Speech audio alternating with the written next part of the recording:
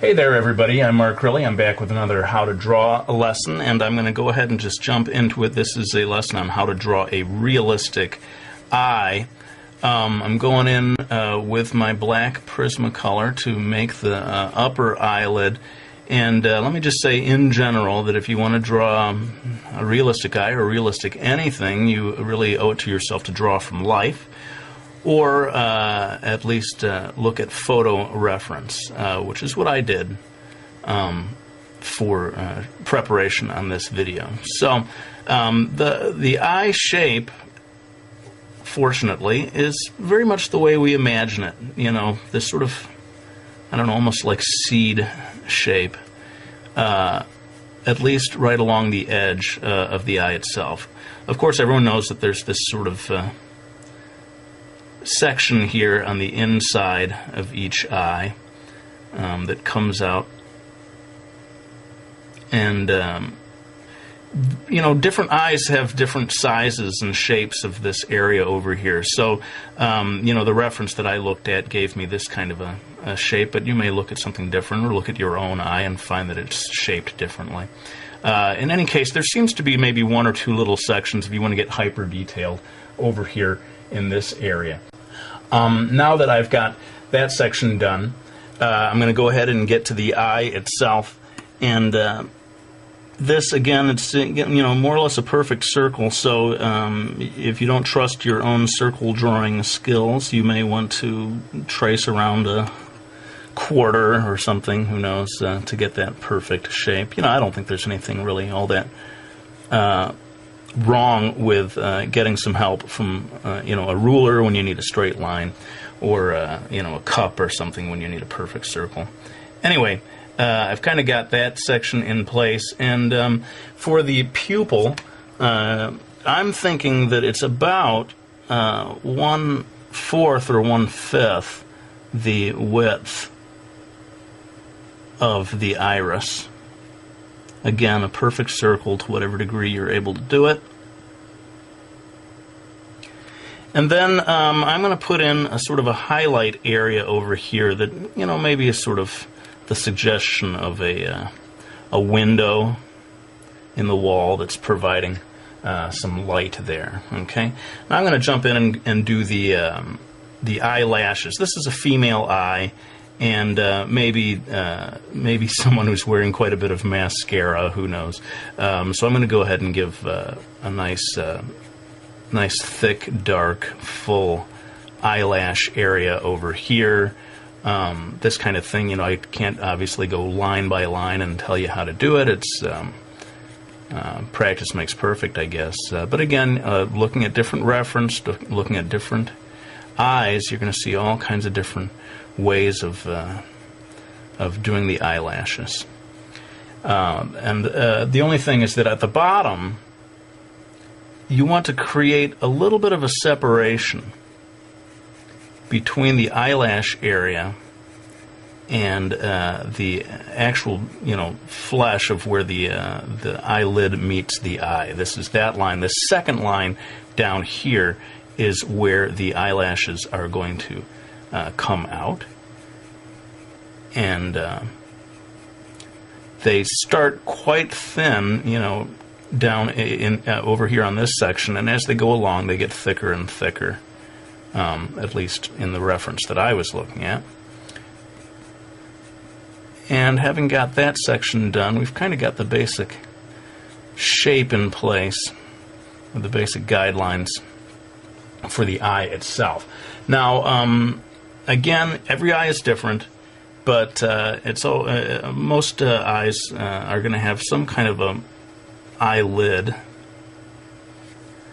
And this one that I looked at for reference had quite a, I guess you'd call a heavy eyelid, which means that the line of the eyelid is pretty distant from the line of the eyelash. Again, looking at different things, look at your own eye, you may find that line is a lot closer. And in some Asian eyes, there's almost no line at all of eyelashes. This is not so much a video about drawing the eyebrows, so forgive me, I'm just going to drop in really quickly a suggestion of an eyebrow here without talking about it too much. Now, I'm going to zoom in right now to what I feel is the absolutely most important part of this lesson, and that is the iris. And I want you to really see the details of what I do here. So pardon me while I zoom in. Now, getting a good iris illustration done is the real key to making a super realistic, almost photorealist looking eye. And what I'm doing here, I'm going to do in real time just this section here, sort of roping off or showing the sections that I'm going to darken up and the sections that I'm going to leave light. Basically, this little area in here is going to stay relatively light, and the rest of this stuff is going to get darkened in. Now, I know people like a real-time video, people don't like when I time-lapse, but seriously, this one I could spend a whole half hour just on the iris itself. So I'm going to time-lapse this part, but I'll come back to explain a little about the choices I made.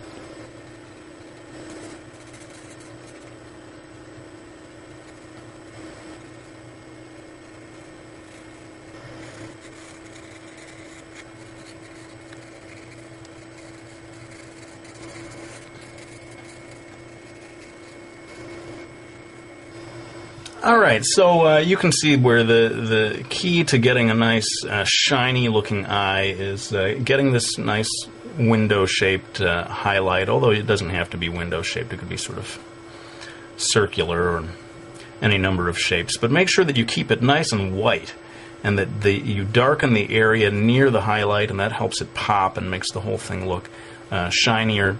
And you saw that I spent a fair amount of time adjusting the different shades here. There's a band area here near the pupil that's a certain thickness. There's a whitish area down here, and then again, in certain types of eyes, every eye is different, you get the very darkest band of color right around the very edge. I'm going to go ahead and jump in here and very quickly darken this area in of the eyelashes. Again, this is maybe a female eye, someone who's wearing quite a bit of mascara. And with that, we're starting to come into the home stretch on this video. And again, to keep things a reasonable length, I'm going to have to do some of this in time-lapse. But hopefully it won't be anything that you couldn't follow along with. Basically, I'm going to be adding shading to make the whole thing look a little more 3D.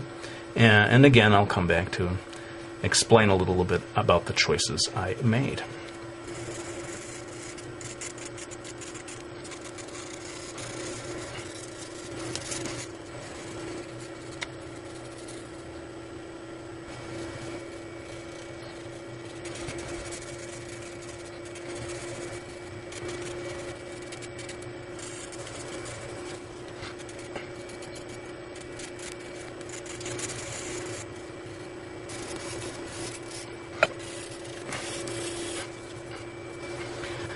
Okay, well, this is pretty much it then. We have put in all of the shading, and, as you can see, with anything that's, kind of going for photorealism here, you just need to take your time. You just got to be patient and keep working at it and keep slowly building it up. That's why I pretty much had to time-lapse through a lot of the stuff on this video. Those are the requirements of doing something truly realistic. And in many ways, if this is the kind of art style that you want to do, the most important thing that you need to learn is patience. You can draw almost anything so long as you're willing to commit the time to it. So that's pretty much it for this video. I hope you found it useful, and if you want to see me do more realistic stuff like this, by all means, let me know. I'd be happy to do a whole series of videos like this. This is, of course, what I was trained to do in my youth. If you are able to draw like this, I think it does help you to draw in any other style even better. Or to, just bring something extra to it, whether it's the manga style or even just a cartoony style. If you know how to draw this way, you're going to be able to draw in any style at a higher level. I think it's safe to say. Well, let's go ahead and put the pencil down. I hope you all enjoyed watching this video. I won't show the cover of the book, but I do want to thank people for buying my Miki Falls series or any of my books. I really do appreciate your support. It means so much, and it does allow me to keep doing these videos. Thanks for watching. I'll go ahead and end this one with my usual promise that I'm going to be back with another one real soon.